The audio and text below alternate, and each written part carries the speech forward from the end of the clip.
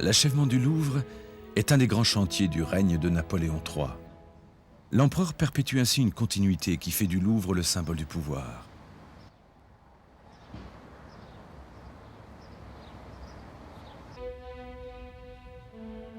Ces appartements sont logés dans l'aile que l'architecte Le Fuel éleva de 1854 à 1857 pour réunir le Louvre aux Tuileries qu'occupait la famille impériale.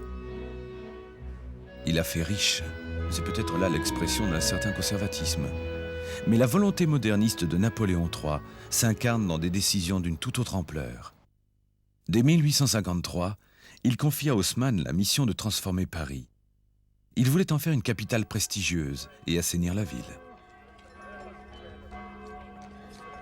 Le photographe Marville, chargé de représenter le cœur de la ville avant son éventration, a laissé l'image d'une ville pittoresque, insalubre, où régnait un sentiment d'insécurité, où la circulation était difficile. Napoléon obéissait aussi à des considérations sociales en donnant du travail au peuple. Le nouveau plan de Paris, qui annexe en 1860 la proche banlieue et atteint les fortifications de Thiers, compte désormais 20 arrondissements. Il s'organise autour de deux voies qui se croisent. Elles sont percées dans le tissu urbain, du sud au nord, le boulevard Saint-Michel, le boulevard Sébastopol et le boulevard de Strasbourg coupe à hauteur de la tour Saint-Jacques la rue de Rivoli, qui va d'ouest en est. Cette croisée systématise la vocation d'échange de Paris. Le véritable centre se trouve place du Châtelet. La fontaine Empire est déplacée. L'architecte Rode Fleury élève la chambre de notaire de style 18e et Daviou, les deux théâtres Renaissance. L'éclectisme triomphe.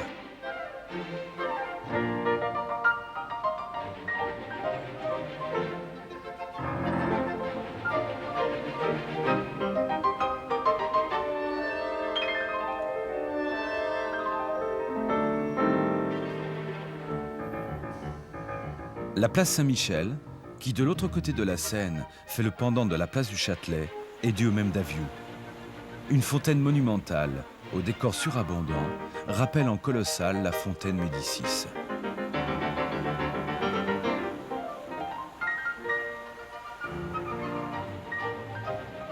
À gauche de la fontaine, le boulevard Saint-Michel monte jusqu'à la barrière d'enfer.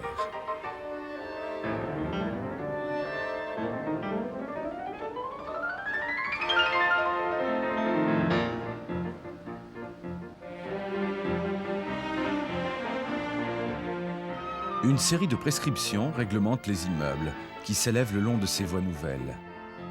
La hauteur de la construction, la forme de la toiture, la disposition des balcons, généralement au 2e et 5e étage, les proportions des fenêtres sont fixées. Sont laissés à l'imagination des architectes les plans et les éléments du décor.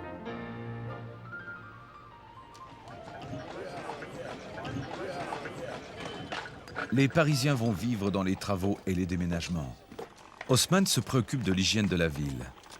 Il crée un réseau d'adduction et d'évacuation de l'eau. Il fait construire des halles. L'architecte Baltard élève de grands parapluies de fonte et de verre où le marché rationalisé se développe dans des conditions saines, où les produits sont stockés. À l'extérieur de la ville, il fait dessiner le bois de Boulogne, cadre des élégances vespérales, et le bois de Vincennes. À l'intérieur des murs, 3 parcs et de nombreux squares jouent le rôle de véritables poumons pour la ville.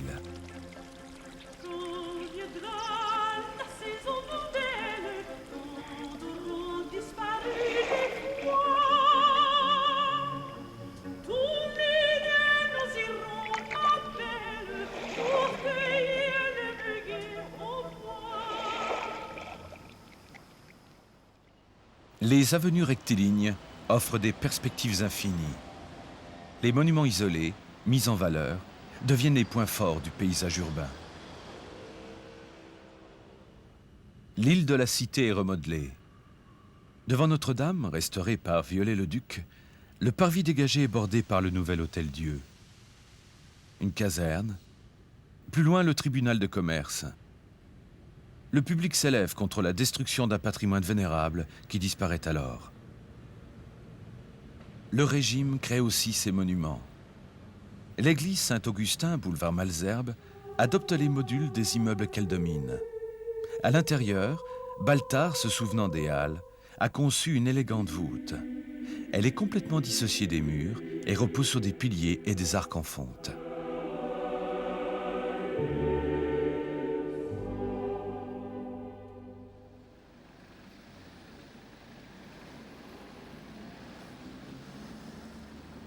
L'opéra forme le pivot de tout un quartier.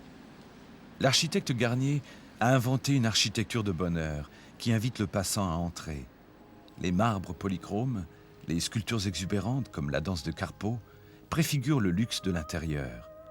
L'escalier avec ses marbres, ses bronzes, ses jaspes, ses dorures, les foyers, la salle, sont ordonnés pour faciliter la circulation, la parade, la rencontre.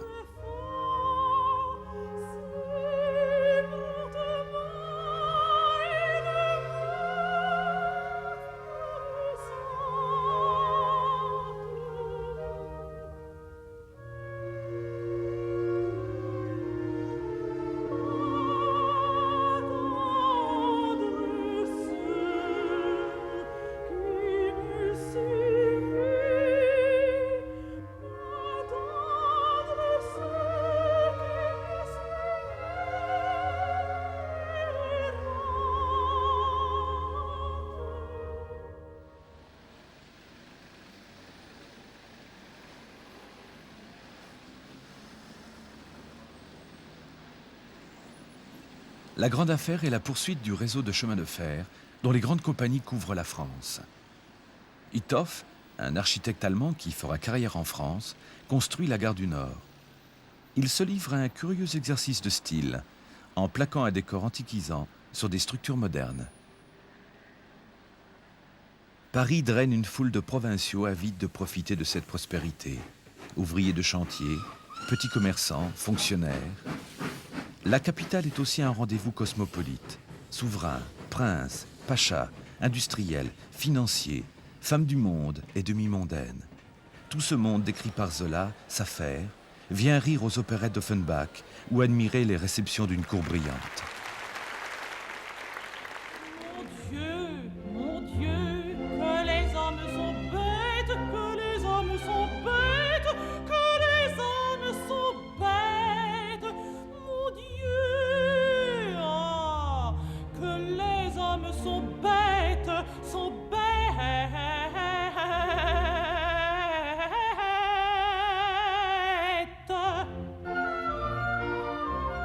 Paris attire le monde entier avec les expositions universelles qui montrent les nouvelles productions et vulgarisent le progrès. Le public rêve devant les objets de luxe qui orneront les intérieurs douillés des princes, des bourgeois et bientôt des petits fonctionnaires et des boutiquiers.